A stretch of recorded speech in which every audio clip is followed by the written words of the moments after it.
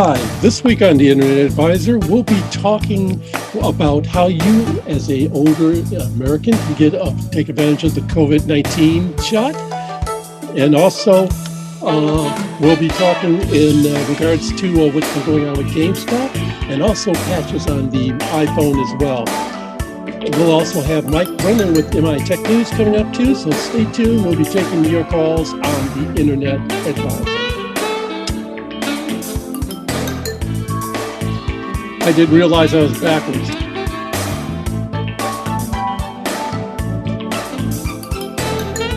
Well, welcome back. We're here again this week on the Internet Advisor, coming to you on WJR, our flagship station for our Internet Advisor show. And we've been coming to you continuously for the last 22 some odd years. And next weekend, tune in because it will mark 23 years that we've been on the air as the Internet Advisor. And this whole thing wouldn't be possible without the originator of the Internet Advisor, a man who's often imitated but never duplicated, coming from Southwest Florida, from the Shared Adventure Studio, Mr. Gary Baker. How are you, Gary? Well, I'm doing great. Hopefully I'm not inebriated half the time. So that's, I just duplicate anyway. Yes, we're having a great time down here and happy to be on the show with you guys. One more week before it's the 23rd anniversary show. It's hard to believe. And another gentleman who is part of our show, a very integral part of the show that's been on almost as long as Gary, because Gary brought him into the fold, our chief technologist, Mr. Ed Rudel, but not coming from the shed this week. No, it's great. Yeah, I'm not in the shed this week. It was 0 degrees this morning, so I decided to stay inside today. Thank you. But, I was looking through some articles, and I saw something very interesting. So I went to the, the state of Michigan's website to register myself and family members for vaccination of the COVID-19. I'm an essential worker, but I'm not I don't work in the medical industry, and I'm not over 65. So I'm hoping that my name will be on that list at some point in the future. Well, I heard an interesting story out of California where a gentleman by the name of Patrick McKenzie was trying to do the same thing in California for his senior parents and was having a heck of a time. And he's running into the same thing that many others are running into. So you can either go to the state of Michigan, or you can go to the state's site to try to schedule yourself to be vaccinated. You can go to a hospital. You can go to a parking lot. And, depending who has the website and who provides the phone numbers, there are a lot of places there does not seem to be a coordination of information on where to get vaccinated, right?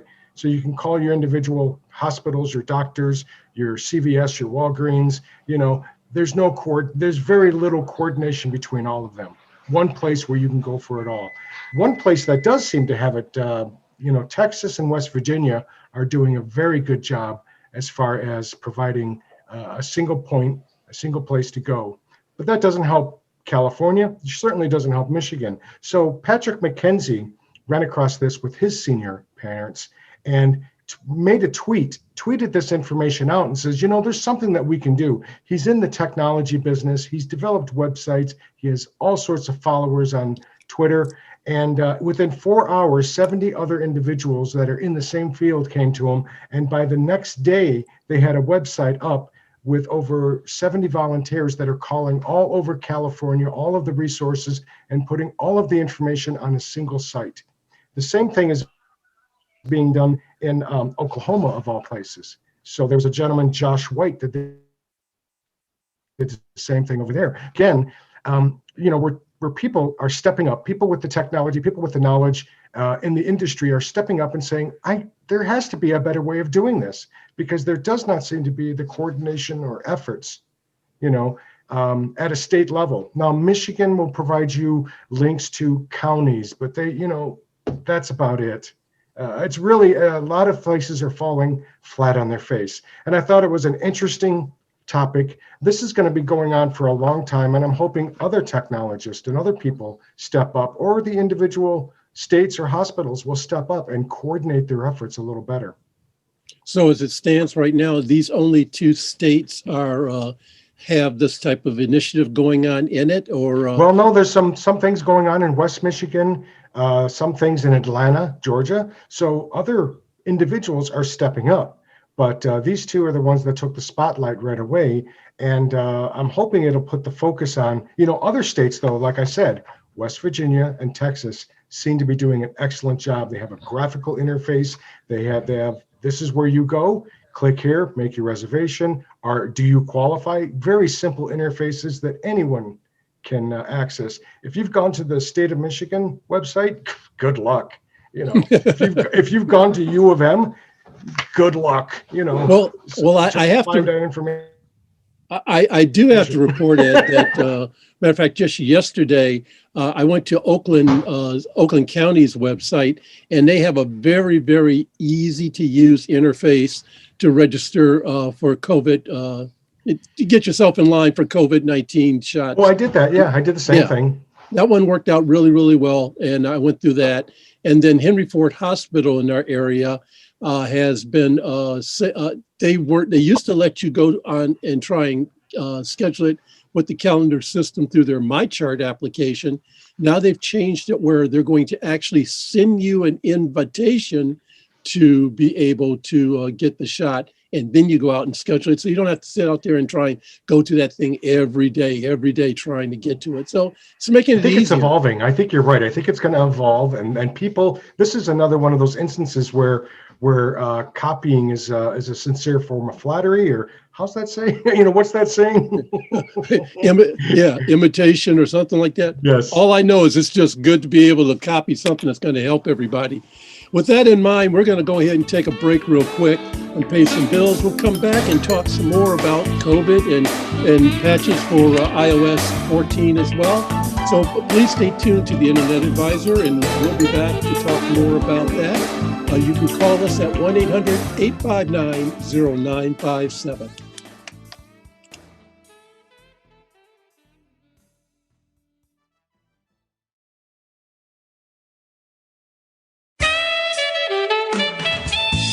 Now back to the Internet Advisor on WJR.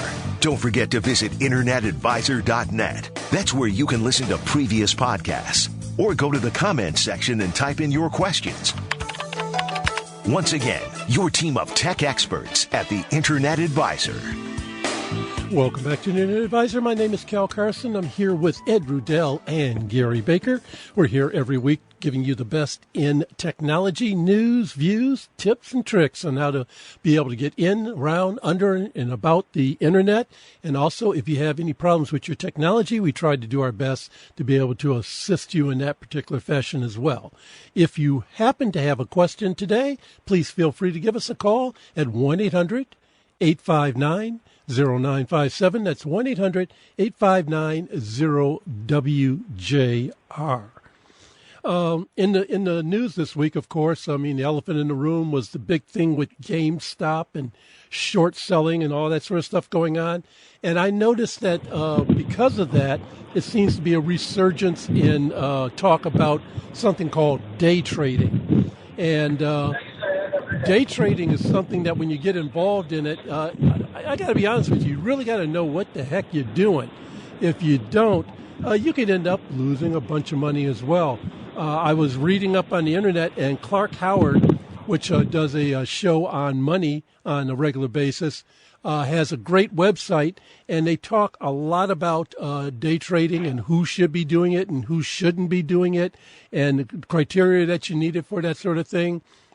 And he also talks about great stuff like the Robinhood app and a couple other apps like that, where for $0 you can do trading and stuff like that. But it's he also advises on how to properly go about doing it and how to make sure you're prepared to do it, so you don't end up getting into a situation that you shouldn't be in.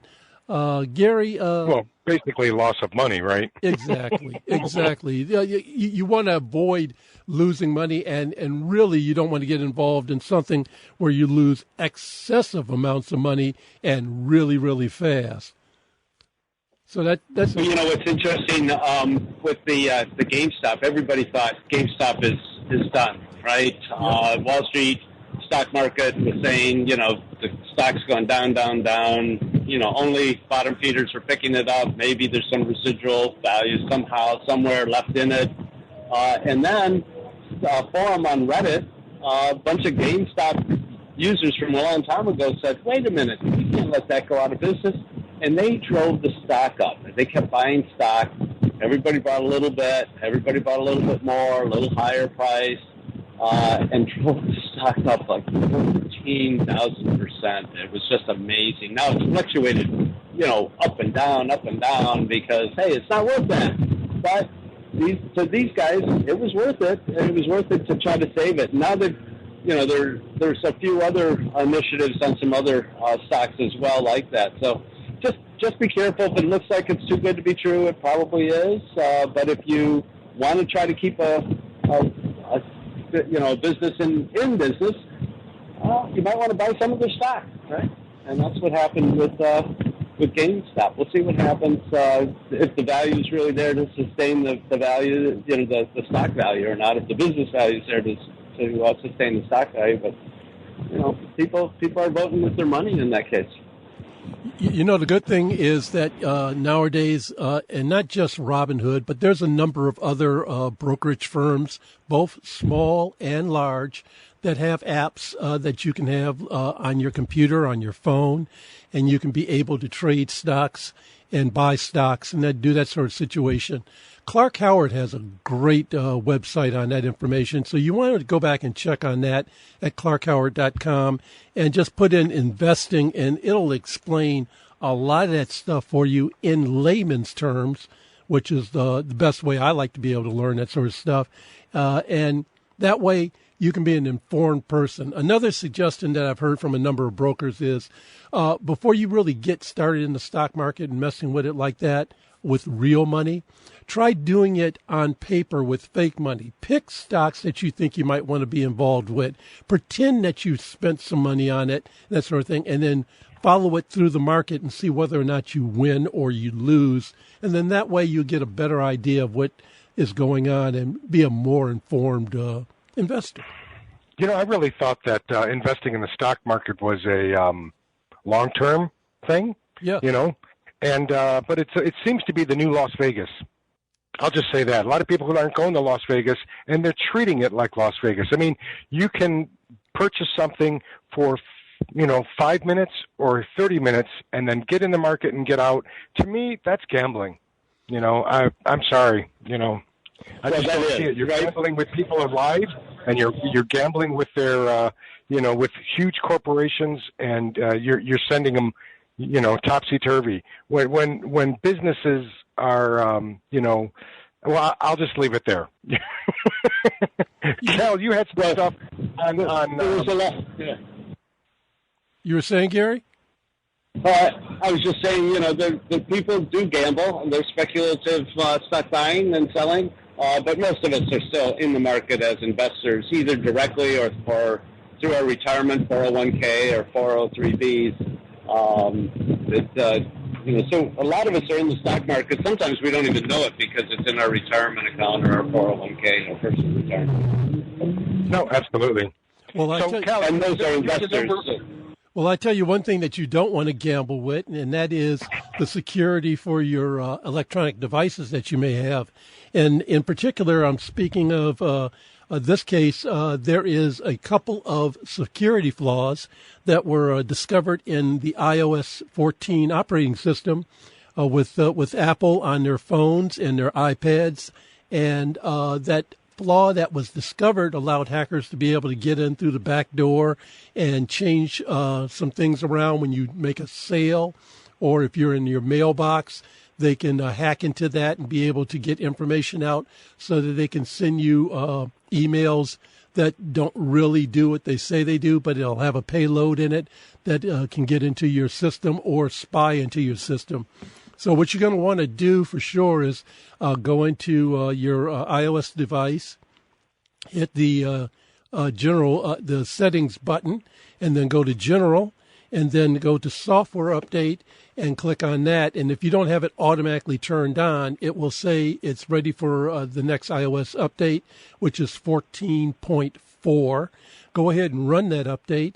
And once you apply that on your iOS device, then you'll be protected at least for those three flaws that were discovered in the past week or two. and that'll keep you protected and keep you secure on your particular device. So you definitely want to take a look at that. I was going to say most of us have our devices set to automatically update regardless. It's just interesting that these were intense vulnerabilities that they had to patch right away. So I'm glad they did that. Yeah, I have automatic updates on 2 of my 3 devices. So it automatically just updates to the next iOS every time. I always leave at least one not doing that, just in case that update is not a good one, and I'll have a chance to be able to get around it and continue to function. But, yeah, that's definitely something you want to do. The other Apple thing I wanted to mention that I came across in the past week is that Apple's new iPhone, or they're saying, or speculating from Mac Rumors, that iPhone 13 will feature an optical in-display fingerprint sensor. So it used to be it was a physical button on your iPhone. The home button was the fingerprint sensor. And then when they started to do face recognition, they started using the cameras, I think, with the iPhone iPhone 10. And so they took away the button. And so you had to use your face to do that recognition. Now they're going to make it so that the button is back there again, but it's not a physical button. It'll be an optical button. So you just touch the glass surface with your finger, and it'll be able to read that as a fingerprint reader. So that's what's looking like it's coming up in the next version of the iPhone, probably an iPhone 13. So be looking for that coming in the future. I think a lot of people miss that fingerprint because I use my fingerprint on my Samsung phone all the time, and yeah, I would not use my face. Yeah, it certainly beats pushing your face. Yeah, it beats pushing your face against the glass of your iPhone, right? Well, I can tell you, when the button went away, it took me a while to get used to it again. But we'll come back after pushing a couple of buttons in the back, and we'll continue with the. That's right. We're back here at the Internet Advisor, and you don't even have to go to our website and type in your question. You could call it in right now, and we can answer it live on the air here on WJR. If you call 1-800-859-0957, we'll be more than glad to field your question and take it right here on the air anytime that we are on the air. We'd like to say thank you to our engineer for today, Mr. Eric Dortch. He is back there spinning the knobs and hitting the needles and making us sound really, really good. So we thank you very much, Eric, as well. Hey, Gary, I remember when I first came on the Internet Advisor many, many years ago, and we're going to talk more about that next week with our anniversary show. But when I came on back then in those years, oh, God, I think it's been more than 10 or so, we used to kibitz back and forth about the Mac and how many Macs were out there in the environment. And I think at that time, what was it? I don't know, about 5 or 6% of the established base. But lo and behold, it looks like the numbers have increased just a tad bit as of late. Well, actually, what's going on is there was a new study, and 23% of the enterprises have at least one Mac in them. Before, that was lower, but it's reached up now. So it's a testament to what Apple has done by making Macs. There was a very difficult time to support them in previous, versions, and slowly but surely they've been getting better and better, easier and easier for the enterprise to support them. So, there's a lot of enterprises now allowing Macs. I know at IPC, where I'm the CIO, we have probably 150 PCs, plus a lot of different contractors have one version, or either PC or Mac.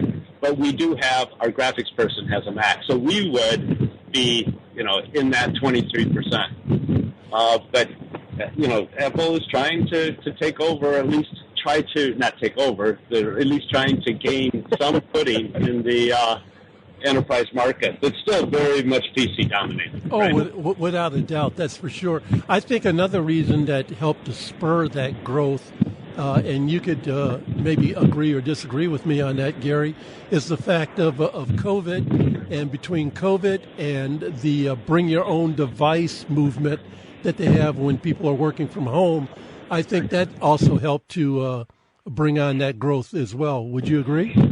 Well, actually, they would not be, if somebody had a Mac at home and now you wanted to, dial in remotely into your corporate network, that would not be a corporate-owned asset.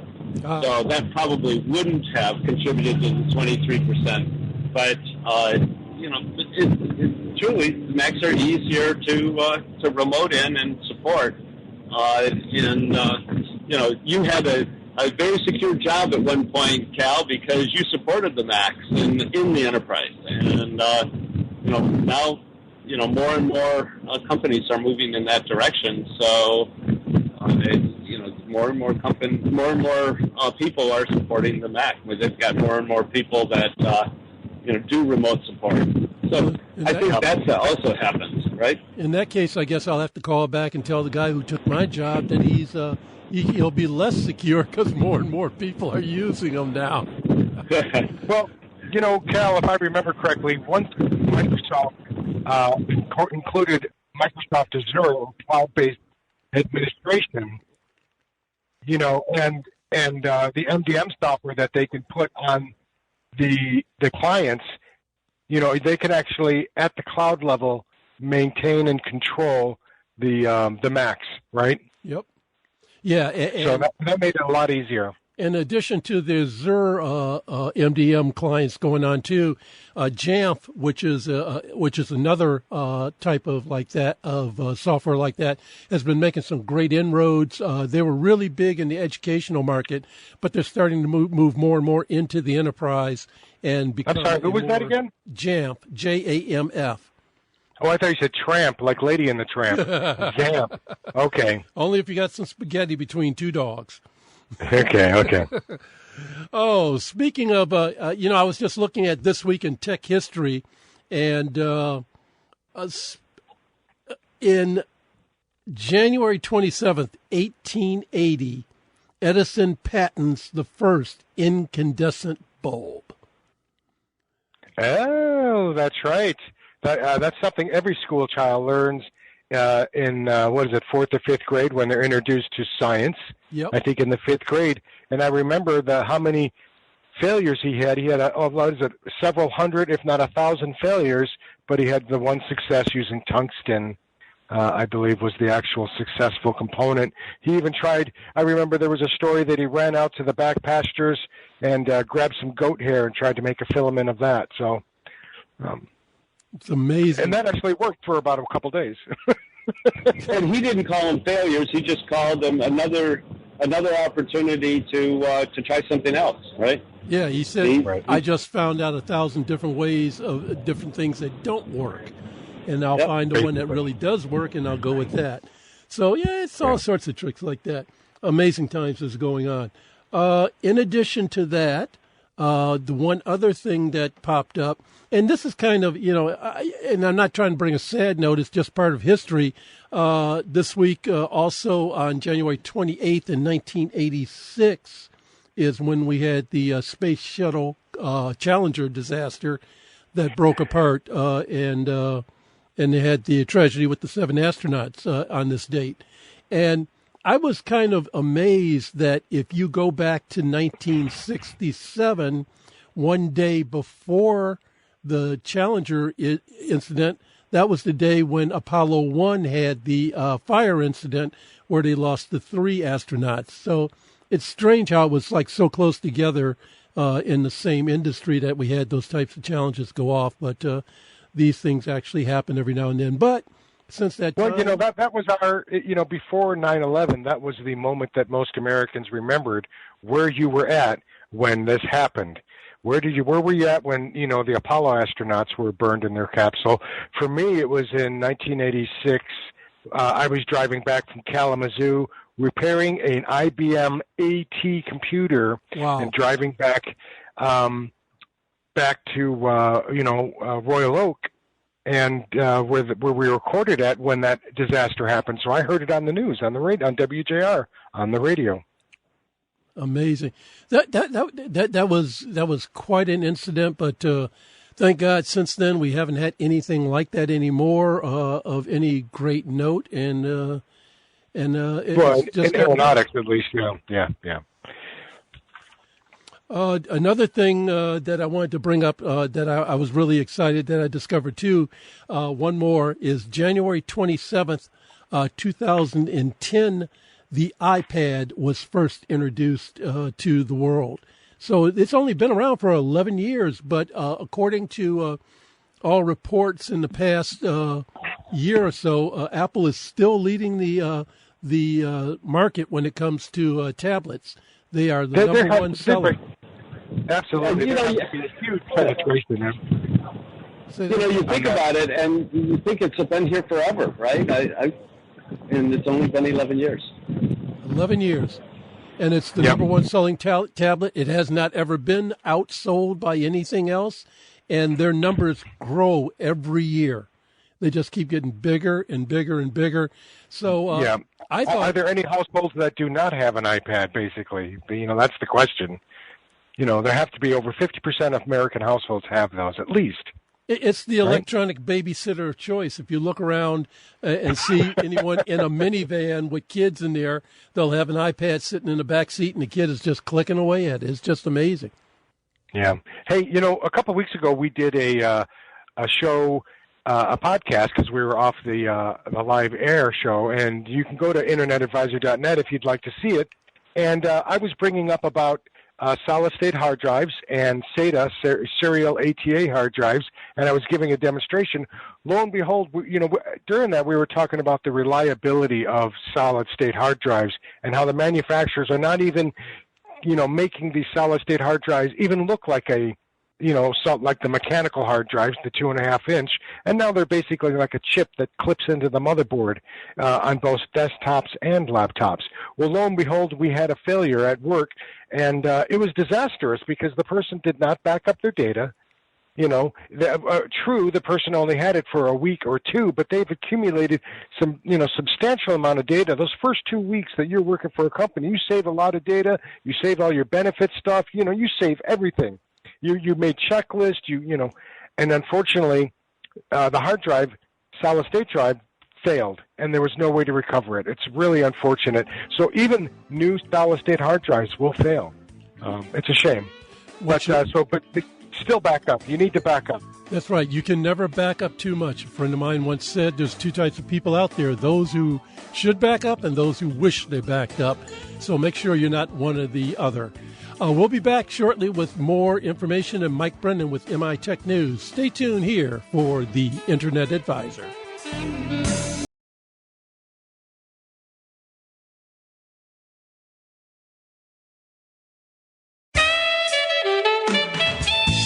Now back to the Internet Advisor on WJR. Don't forget to visit internetadvisor.net. That's where you can listen to previous podcasts or go to the comments section and type in your questions.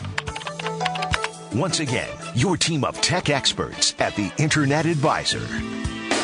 Welcome back to the Internet Advisor. My name is Carson. I'm here with Ed Rudel and Gary Baker, as we are every week on the Internet Advisor. You want to make sure to tune in next week. It'll be our 23rd anniversary show. We'll have a cavalcade of guests coming to the show, and we'll also be taking your questions and comments on the air as well. So get them all together and be ready to talk about the 23 years of fun and games that you've been hearing in the technology world with the Internet Advisor. Before we continue going on with other subjects, we like to talk with the man and the legend, the guy that I look forward to every week to talk to all about what's going on with technology in and around the great state of Michigan. I'm talking about the one and only Mike Brennan with MI Tech News. How you doing there, Mike? Well, I can never live up to those intros you give me, but I'll do my best, so... You always do live up to them. You do a great job, Mike. You always give the type of information we're looking for. And we've been dependent on it for, a good portion of that 23 years. Yeah. So off and on for about 20 years, I think, so. Yeah. Well, it's great to have you here. Mike, we've been looking at the headlines in MI Tech News in the past week or so, and GM is planning all-electric fleet and being carbon neutral by 2040. 2040, you report? Yep. Mary Barr announced that this past week, and said that all electric vehicles, light-duty vehicles, of course, the big heavy trucks, and maybe not so much them, but the cars, the pickup trucks, that sort of thing, by 2035, and that the company as a whole will be carbon neutral by 2040. It's part of the pledge that they've signed on with a number of other major global companies to make sure that the climate change, or whatever you want to call it, that's I know a hot topic from whatever you call it, but anyway, keep the temperature rise below 1.5 degrees centigrade for the rest of the century, because worried about ice caps melting and things like that, seawater rising. So that's all part of that effort. Hey, do you ever hear any more, GM is going to do an all-electric fleet and that sort of thing. Is that the same thrust that's going on with the other two big manufacturers here in Michigan, or have they been speaking anyways about it? Well, I haven't come out and said something quite that ambitious, but, I mean, they're all moving in that direction for a lot of reasons. Part of it is just the public wants them to move in that direction, and in the end, you can't sell a product to somebody that doesn't want the product, right? But, I mean, the former Chrysler and certainly Ford, and particularly Ford, has always been very green, but I don't think they've come out and made such an ambitious statement as this. Yeah, and it is ambitious, but I hope they pull it off, because I think it's going to make for some exciting future with the automotive industry going from internal combustion to electric. So it's going to be really cool. Yeah. And one of the things is people just don't realize how much energy there is stored in a gallon of gasoline. And it really took a combination of technology and the innovation of lithium-ion batteries and the fast charging capabilities to really bring this to a point where we can say we can go all electric, and we just need to open up, more, rare earth elements, mining of lithium, because most of that comes from overseas. We'll probably do a show on that in the near future about, we still have in the United States a huge deposit of lithium ion, but we just can't mine it as cheaply as overseas can. But we'll make that a future topic. Mike, you also had something here about Co-America looking for improving economic conditions. Yeah, they come out with their they come out with their monthly index where they look at a variety of factors, what's going on in the economy. And the latest one just came out and shows that from October to November it was a slight rise. But what really caught my attention in the press release was they're saying that because of they're being very optimistic that they think that we'll have a lot of vaccines available come springtime.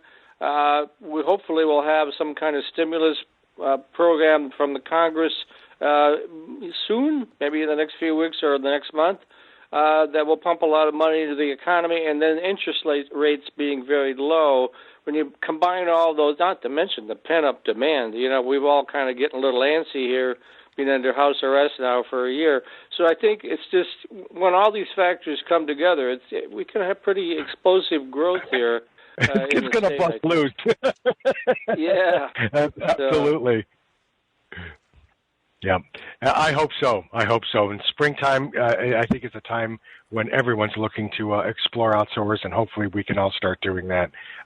Another thing, a study on,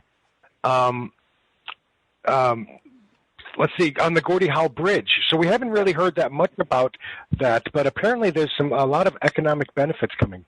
They foresee coming from that. Yeah, this came from one of University of Windsor's Cross-Border Institute, and what they're urging is to have a fixed facility on both sides of the bridge where you'd have all your infrastructure in place together so that it would, everything that you need for doing, moving cargo from trucks to ships to rail to whatever, all that being built in and right there available, and I think that'll be a huge stimulus. You're talking about climate-controlled warehouses, on-site inspection for ag products and pharmaceuticals, truck stops, customs brokers, the whole shooting match. Makes a lot of sense to me. Yeah, that sounds like a really good idea to have the infrastructure right there in place and ready for that type of commerce that's going to be working in that area to make it more attractive, not only just for Michigan, but for a commerce coming from all parts of the world, literally, because it's right there on the border. Mike, if I wanted to make sure I wanted to find out where to get the latest information on all these things going around the great state of Michigan, what would be the best place for me to go? Why, mitechnews.com, of course. Thanks so much, Mike, for being with us this week. We're looking forward to having you next week at our 23rd anniversary show. So you take care, and we'll talk to you next week, okay? Thanks a lot, Cal. Thanks for having me. All right, take care. We'll see you around. Ed, I tell you, man, it's been just a crazy, crazy week. Lots of things have been going on, lots of things to be learned, but we're ramping up, like I said, for our anniversary show next week. Do you think you might have anything in particular that you may want to bring to the show that maybe it might be retrospective that you can tease people on? What do you know? I caught you offline. I have absolutely nothing. Well, Just Gary's first introduction to me, and how he surprised me about coming on the show, and then basically how I just, came in the following week, and then the next week, and the next week. I think it was 6 months later until basically I became a permanent member of the Internet Advisor. Well, I was thinking that maybe we might be lucky enough to find out whether or not that guy that was part of our show some years back that came in dressed in pajamas one night, maybe we can find out if we can get some information about that. And, of course, we're going to talk about Foster and some of the great things that he did to make this show what it is, because he was and still is, in my mind, the legend that helped to make this show what it is today, along with Gary and the rest of you guys as well. Also, I want to let people know that you can check on our podcasts. We put them up by Tuesday each week. Go to internetadvisor.net and see it there. Also, we have our Behind the Speakers video that is produced by Ed Rudel from The Shed every week, and you can see that as well at that website. Stay tuned for that, because we produce it every week just for you. If you have any questions, please click the Contact Us button on the internetadvisor.net website, and you can put in your questions there. So, Ed, anything else you'd like to do before we close out tonight? No, I think I'll mess around with my Alexa light bulbs. That's about it. Okay, that sounds like a great idea. Folks, like I said, check us out at internetadvisor.net. We're there all the time for your questions. And, of course, we'll be back here next week with the Internet Advisor live here on WJR. My name is Cal Carson, and we hope that you have a great week, and we'll see you on the Internet Advisor.